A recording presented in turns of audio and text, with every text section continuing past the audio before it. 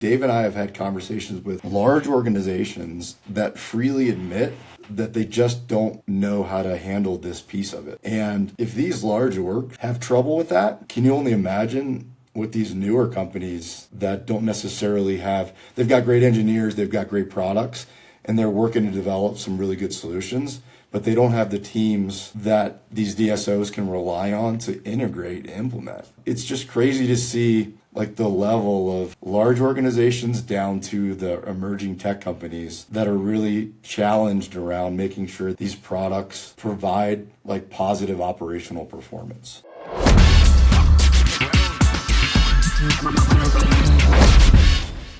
All right, here we are, another episode of Off Script. Clayton, my brother, how are you, man? Made it. Another episode. Doing well, man. Doing well. This is the hat episode, so It is. welcome, everyone. How are you doing? Good. My hat is the shout out to my homie Scott Dudley, who sent me some swag from Brandon, Great guy. Center for Dentistry. Do you know Dudley? Yeah, know him pretty well. 5-location group, Colorado. Heck of a guy. One of a kind. Randomly got this package that had like Brandon on the side of it, all kinds of packing tape. Chantel's like, "What is this?" I'm like, "It's probably like a hat." So he got me a hat and a shirt and a nice note. Hat.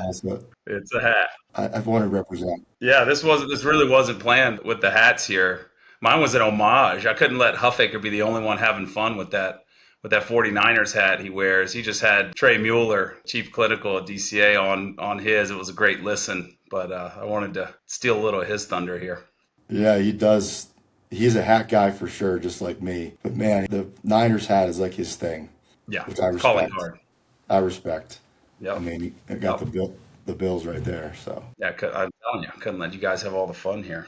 Had to give a little shout out. Hopefully we're turning things around in Carolina. might as well say R.I.P. to the Charlotte Hornets and Buffalo Sabres from the last time we chatted. It's been nice. All right, let's get to it. Clayton, you and I, we chatted that we wanted to mix it up a little bit. And it's I know folks, like, I've gotten feedback that they really like hearing us, BS about what's going on in the market, how we're seeing technology, how things are shaping inside of it. I thought it would make sense, and we both chatted through a guest. So we have a guest today, and his name is Dave Salsiccioli. Some of you out there might know who he is, but he's actually now officially a business partner of mine as well, which I think, Clayton, you know about. I don't want to make this an advertisement, but the company's called Relay, and we're going to talk about a little bit about what it's going to do in the market and what it's currently doing in the market as it relates to really all these things that we talk about, Clayton, every single month when we get on this podcast.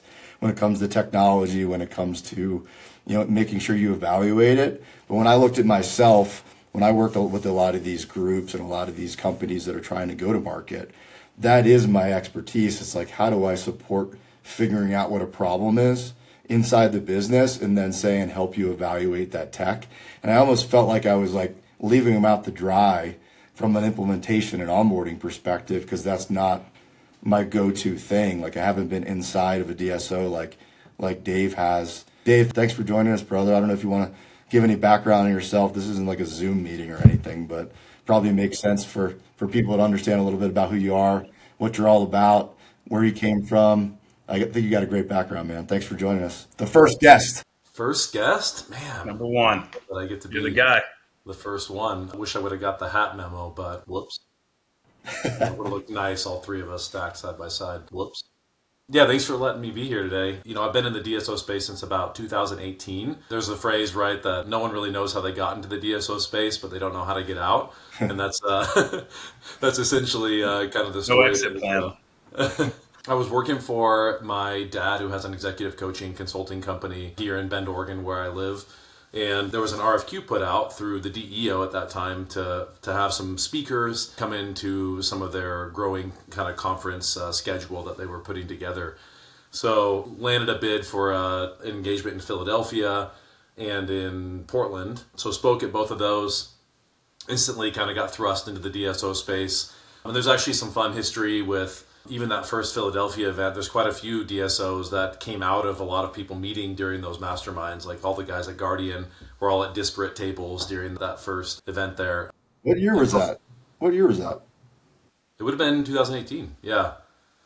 Yeah, How it I think it happens. was February of 2018 or somewhere right around there, kind of in the winter. But yeah, so from there forward, just have been engaging within DSOs, either fractionally, jumping in and helping step in front of the curtain, lead alongside the owner operator and help them build their DSO structure. Been able to be a part of some acquisitions, some de novos. I had a VP of operations with a larger national group to really understand that side on the specialty market, and have just been involved at all aspects. I think the through line for me has always been around execution and around implementation, and actually, really working to get things done within these groups, right? And so my heart is really around being an operator and really seeing things come to fruition.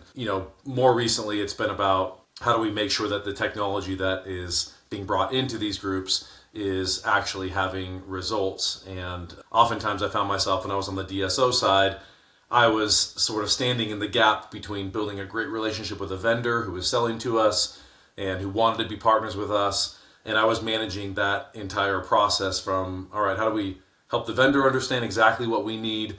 How do I contextualize it to what our organization looks like from the different operational kind of flows that we have? And then how do we create a great partnership that's going to lead to that product having results for our team? So so that's been the background. That's what Matt and I are excited about and want to be able to do with what we're doing through Relay is really stand in the gap between vendors and DSOs and work on both sides of that to make sure that we can just get better as an industry in terms of how we make sure the tech is having operational impact for these enterprises. So kind of a longer introduction, hopefully hits on a few points there. I'd love your guys' Yeah, we don't edit these down, so that'll Right. all be in there, Dave. That's a great.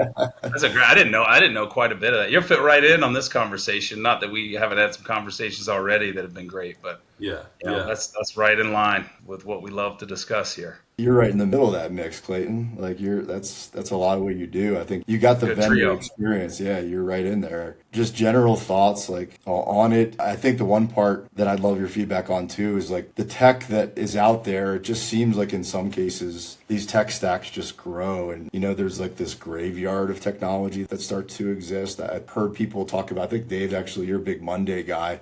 Like the Monday boards. Like they're active, and then that's just like this die off. I mean, you experience the challenges firsthand, Clayton, I would think, right? Yeah, I think it was me. You might have heard say that. I know I've said it before, Dave. I'm Oh, a Monday yeah, you did say fan that. as well, but it's wild to see. I mean, it's active. It's so there could be some colorful boards if you get enough stakeholders involved there, and then you get to a point where things are just gray. It truly resembles a graveyard, right? I mean, you got to select wisely. So between the two of you and kind of the selection and the connection with the vendors. And then now kind of translating that fully with Relay into the kind of the full implementation piece. I mean, you need both sides of that, right? They're both pretty critical. If you select the wrong connection with your organization, you're in trouble. And even if you select absolutely correct and you don't have the implementation piece, you're in trouble. So it's really that double-edged sword. You guys are a good combo for that. Clayton, it's been interesting because I'd be curious if you could validate this. Some of the initial conversations have been that, especially as you sort of move up market into the larger enterprise DSO, it feels like there's more questions being asked about the implementation like way earlier in the sales process than it has been before, because I think like people like you who are sort of the at the tip of the spear in terms of making decisions and thinking through how this is going to work within our company, feels like it's just getting a little bit smarter to be like, hey, let's ask some other questions about what a real pilot and what a real implementation looks like. And I think there's a couple. So I'd stop there, I guess, to validate. Like, do you feel like that's happening more from your perspective? Because we're seeing that when we're engaging with vendors, that these executives, these VPs of ops, these directors of operations, whoever that role is, they're starting to ask those questions a lot sooner in the sales cycle than I think it has been before. So We've talked about it a little on here, right, Matt? I mean, like it's just people are getting more savvy. I think that as the DSO market matures, you have more savvy operators, you have more savvy executives. People are coming in from outside of this, whereas, a couple years ago, it felt like the majority of everything was kind of homegrown within the organization. So yeah, I think there's a lot of people within these organizations now that are looking at things in a very different light. We talked about This is my second podcast shout out here, but on that Open Wide podcast with that Brendan Meisenheimer, talking about it from a different lens, right? The PE lens is a different lens than we're talking about operationally here. But, I just really enjoyed that conversation to say these groups are being analyzed at a much different level than they were a couple years ago. And people have to be much more on their game on who they're selecting and what they're putting into play and how they're putting it into play. It's got a lot to do with the nature of the market not being able to buy the EBITDA, right? Like we chatted about this. Did he talk? I haven't listened to it yet. I know Brendan, he's a fellow Bills fan. Shout out Bills Mafia. What were his takes on that? Did it have to do with the way that these PE companies are looking at these businesses? Yeah, when money's cheap, life is good and everything feels a lot easier, and everybody thinks they're on top of the world and probably the smartest guy in the room when you can kind of just buy the EBITDA. And that's a strategy that worked for some people. When you really have to look in the mirror, it's a different story, right? You got to figure out kind of, okay, the plan that we had in place is not going to work. There's no one coming to save us on the horizon here. How do we make ourselves better internally? And that, that's the story for the past couple of years here and still the story. So it's necessity. People had to get better. Yeah, and the implementation piece, the analyzation of what they're logging onto their business, what can actually help them. We talked about kind of the AI buzzword being lost, the buzziness being lost over the past year and a half. You got to have a little more substance to it. So I think all of that. I mean, what are you guys' thoughts on it? To that point, I mean, we can lean in a little bit on AI, but I was talking with a RCM manager of a group yesterday. And, I think in some of these instances, especially with AI stuff, these companies are actually selling things that literally aren't built yet, right? They're waiting for a customer to say, hey, yes, that's something I want, that then validates their ability to do the dev cost. Can you find this page that shows you're going to commit to at least a pilot with us so we can go raise some money to actually build this? Yeah, exactly. I think people are getting wiser to that from an operational perspective. And I think the complexity sitting in your seat, Clayton, which I'd love to hear, is you have new AI native platforms that are coming into the market that are looking to capture market share for various features or various use cases that they're trying to solve for. Then you have the sort of incumbents that I know, Matt, in your DSO Compass newsletter that you put out, I think it was maybe last week or so, but you're talking about how, PMSs are starting to build in their own AI functionality, right? And then every other product is starting to add their own suite of AI products. And so how do you even make a decision in that landscape where it's like, well, now we have redundancy. Do we use the AI that's within the product that we've already bought, or do we bring in something from the outside, or do we just use Claude for everything? Like, that landscape is really, I think, difficult to navigate from a operator's perspective to know, where should I build? What should I invest in? Where should I go? I think there needs to be some broader conversation of that. And I think we've got some conversations about that in the future, Matt. Well, Matt, did we ever double down on the build versus buy? We said we were going to talk build versus buy. Maybe now's a good time. I'd like to hear your take on that, Matt. I'll definitely chime in with my thoughts on it. But with who you work with, how do you know? I mean, how do they know? Where do you start to advise them in a direction to go on that front? It's crazy right now because I think when I wrote about it in my LinkedIn newsletter, probably about 8 months ago. Best newsletter in the game. Yeah, thanks guys, appreciate you. Checks in the mail. I wrote about it at the time. I don't think the majority of people reading it or were thinking about it would lean towards the build, but that has accelerated at a crazy speed right now. I don't think I've ever seen technology accelerate this fast in dental. Looking back to, I think we've talked about scanners before because that was my background years ago. How long it took from getting to an alginate impression inside a clinic to now having digital workflows inside clinics. We're talking 20 years, right? Between when the first scanners maybe started to come out. The technology wasn't as good either, but as it relates to AI tech, these updates that are coming out, it's I'll just say monthly, but it's probably weekly. And I don't think I've had a conversation with a DSO that's over, let's just say 50 locations, that they don't have some sort of internal vibe coding project at least going on. They're all doing it. They all have it as an internal metric that they're trying to track, and they believe that they can build it. The challenge, I think, is that similarly to security and cybersecurity versus IT, like I almost think they're two different things, right? The Black Talon crew, I know Gary from my Carestream days, like they talk about that a little bit. But the IT person is not going to be the person that's going to build the technology. They're not an engineer. Like they can't build these products. Can they monitor it? Probably. Can they make sure that it works? Probably. Can they make sure that the computers throughout the DSOs are at a point where this tech's going to work and et cetera, et cetera. But I think at this point, the majority are having the conversation. Like I don't have the magic bullet about what they should build, but certainly it's up for discussion. What can those people do? I'll tell you what they can't do. They cannot implement and integrate within that organization. Not that they can't. It's not their role, right? Yeah. They maybe could. It takes a special person to be able to do that. So, build versus buy, either way, are people going to use this? I mean, is it something that people are going to do? And how much reinforcement do you need and encouragement and constant kind of oversight to say, are we using this? Here's what it can do. Here's how it can impact our organization positively. And that's a whole another can of worms. Yeah, one of the well-worn phrases I've been using a lot is like, if you buy a fancier car, it doesn't make you better at driving, right? It's just, and so I think there's a lot of people who are in that mentality right now that, yes, I can build an internal SaaS product that does this, or we got wowed by, they created a dashboard that looked better than anything they'd seen before off of a system of record. But that last mile problem, you need an engineer for, to be able to really make sure that it is working agentically or it's connected to your systems of record.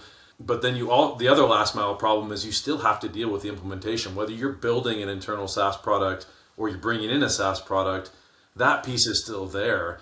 And I think that a lot of organizations, and we heard that this week in some conversations, need to take a step back to say, like, are we doing any sort of just general like AI and tech literacy sort of rising tide floats all boats education? Because you're not going to throw a multi-step agentic agent to somebody at a practice level and they're going to instantly see value in it, know how to use it, know what's happening behind the scenes. So I think that there's got to be some process around it. And yes, you can get there on the build, I think, to 80% of the way.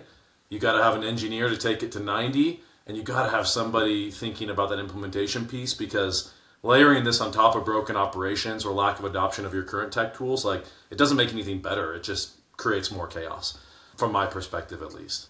Well, when you talk about building like 80 to 90%, I mean, that 10% is where kind of success or failure seems to lie too. Like, you can build it, you can get the engineer, you can dial it in, you can kind of have it integrated with your stack, and then what happens next? And that's the question. I mean, that's a build or buy question, right? And that's where buy, you hope that vendor partner has some of that structure to help you carry some of that, or you partner with somebody that has the implementation chops. You guys know anybody like that?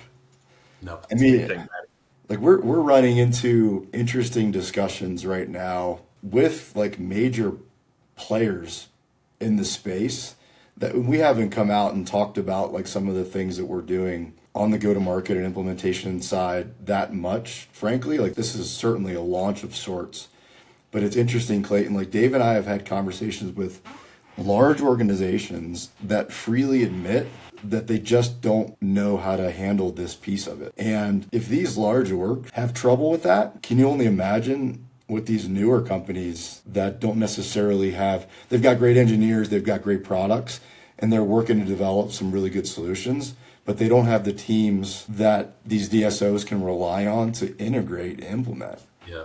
It's just crazy to see like the level of large organizations down to the emerging tech companies that are really challenged around making sure these products provide like positive operational performance. Yeah, I mean, to thine own self be true. You got to be realistic with what you have and who you have and what their bandwidth is, what their capabilities are. It's tough to do. I mean, it's tough for any organization to do, right? To make sure that people are in the right place that they need to be, but also make sure that whatever you're trying to implement, whether it sounds like a great idea or the best idea, or you see the best, portal you've ever seen displayed, if you can't get that across the finish line and get your teams to start using it, it's really not a lot of point. Yeah, everybody's got a great dashboard, right? Yeah, especially in the demo. Yeah, everybody can demo that up. Yeah, I mean, so to speak to that, Matt, if you go a little bit deeper on maybe some of the stuff we're learning from the vendor side, right? So I think, again, well-intentioned, incredible products, incredible founders that we're talking to. I think from an operator's perspective, there's just a few pieces here that can take that from 0 to 100 in terms of having a really successful implementation process. I think sales, having a real tie between sales and implementation and that handoff needs to be really clear. So if sales is setting up an expectation that this is just an API and everybody's going to use it and it's a magic bullet and it's going to change all your problems or fix all your problems, right? Then it gets to the implementation person. They're like, hey, this is actually a 6-week and I'm going to need a lot of stuff from you, right? Then there's this massive sort of resell risk, right? Where they got sold and now they're being told a different message. So there's got to be clarity there.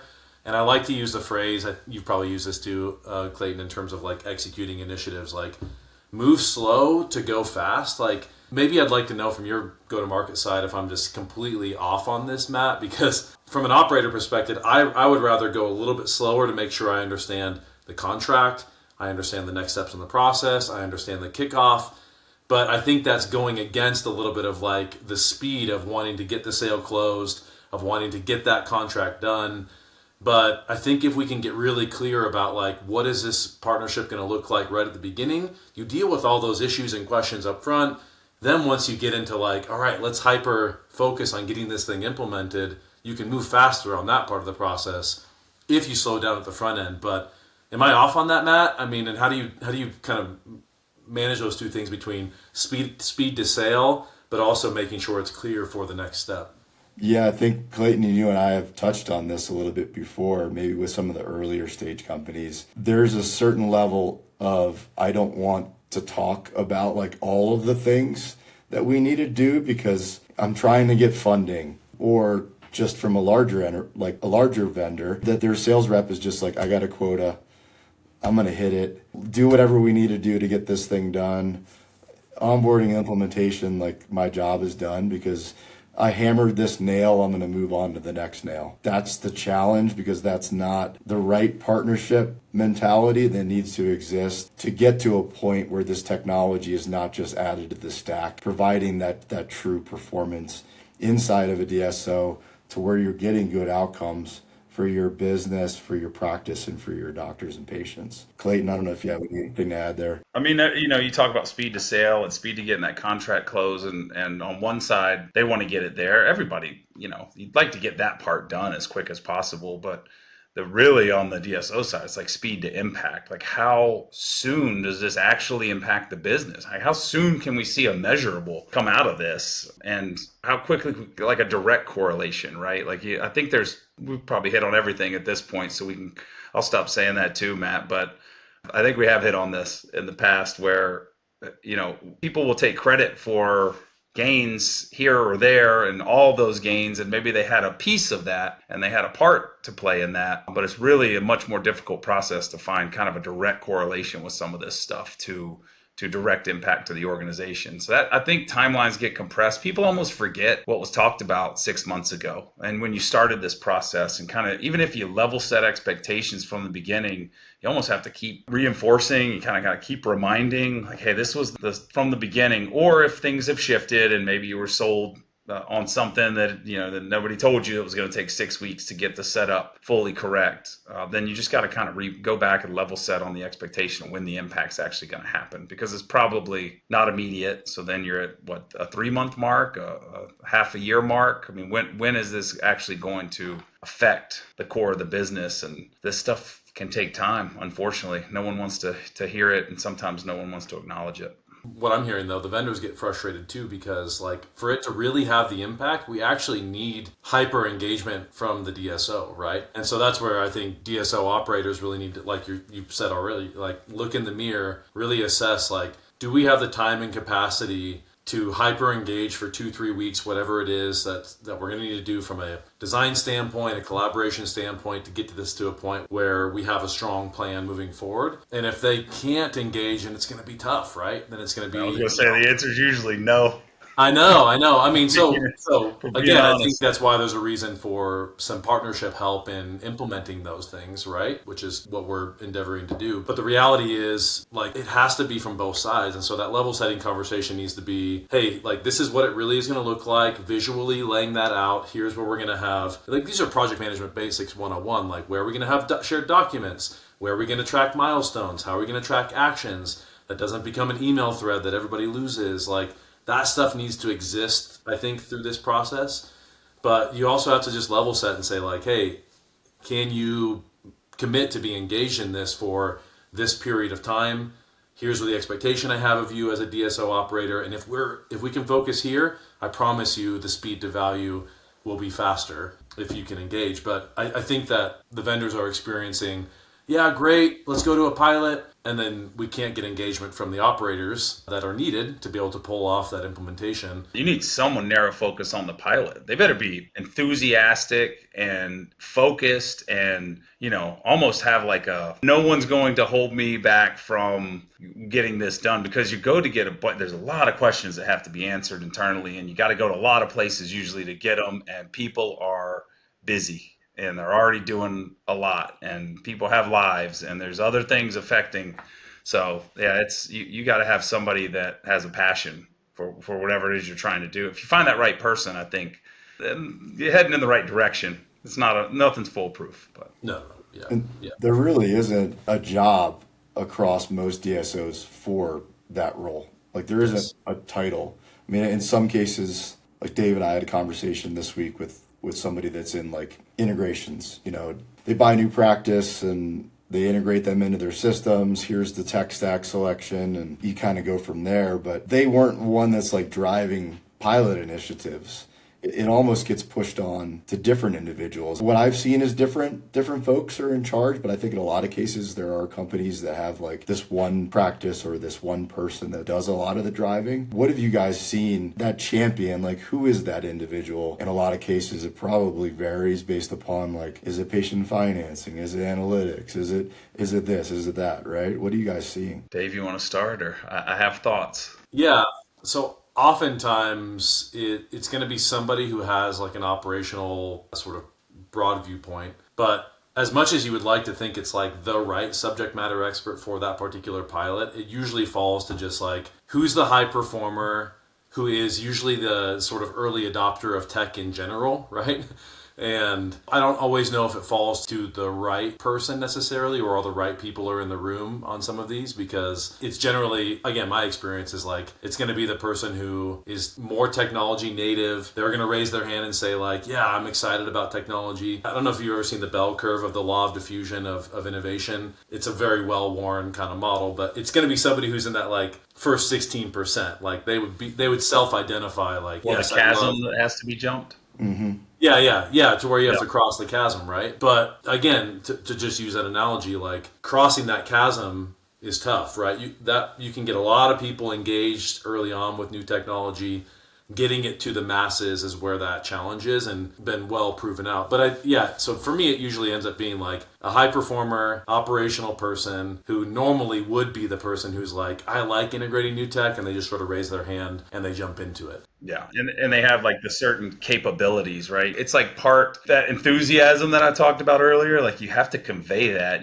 It's almost like an internal sales job of sorts. You got to go get the teams excited about it. No matter what it is, you have to get people excited. Sometimes executive team excited. Sometimes your field teams excited in the offices. I mean, you kind of serve a lot of roles. It has to be somebody. I mentioned kind of the passion about it. So they're passionate, they have a drive for it. They don't necessarily have to be the perfect title, I don't think, within an organization, especially now. I mean, what we've seen with kind of our focus on AI across a lot of different departments, people come out of the woodwork in all sorts of departments. One of the most interesting people in AI right now is a guy who's really in marketing, and he's just got this take on it. He's passionate about it. He dives in, and that's kind of what it can take sometimes. So then to get it really moving, that's when you kind of have to have a little bit of the cheerleader behind it, that the vision that this is going to work. Here's how it's going to work. If we come on board and we all engage and we do the right things here, we will get this to a point where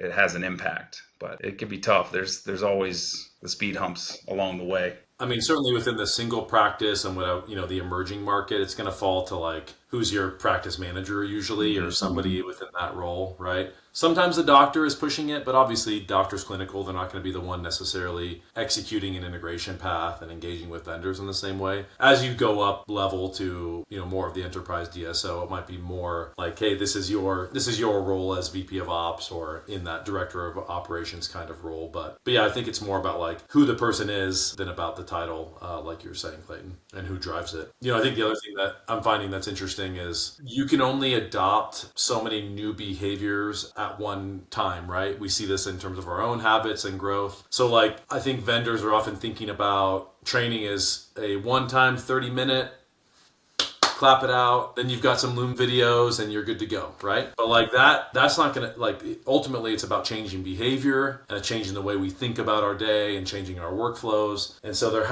you have to go around that track a few times to reinforce and come back, right? Like, okay, now you got to this level. Here's another thing this can do. Here's another thing this can do. And so you have to stack that over time. And I think vendors struggle with, like, can I be engaged in that level of training for months, right? Potentially months. And so, yeah, there's got to be somebody who can solve for that gap to make sure that, again, we get past initial training and integration and go live. But now we're driving engagement with the product. Now we're driving adoption with the product. And there's a long cycle to that. It's not just a one-time. Longer than anybody wants to, like I said earlier, sometimes don't want to acknowledge, sometimes don't want to admit, but yeah, no doubt. Yeah, this was supposed to be 90 days. Why are we at 120? Yeah, if you're lucky. I mean, it's an important topic. We try to keep these things around 30. I feel like we could probably keep going on this.